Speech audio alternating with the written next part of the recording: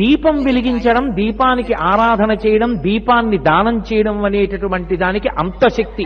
అందుకే దీపం ఏది ఇవ్వగలదు అని అడిగితే అసలు దీపము వలన సమస్తము సాధ్యమే, ఇది అది అని లేదు. దీపేన సాధ్యతే సర్వం అన్నారు. సంధ్యాదీపం నమోస్తుతే. సంధ్య అంటే రెండిటి సంధికి సంధ్య అని పేరు. చీకటి వెళ్లి పగలొస్తోంది, ఉదయవేళ సంధ్య.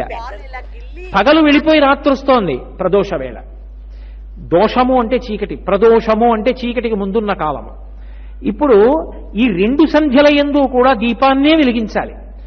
ఉదయం వేళ వెలిగించేటటువంటి దీపం ఒక లక్షణంతో ఉంటుంది, సంధ్యాదీపం ఒక లక్షణంతో ఉంటుంది. ఉదయం వేళ వెలిగించేటటువంటి దీపం పూజలో కృతజ్ఞతావిష్కారం అవుతుంది. ఇది మీరు కొంచెం జాగ్రత్తగా ఆ సిద్ధాంతాన్ని పట్టుకోవలసి ఉంటుంది. మీకు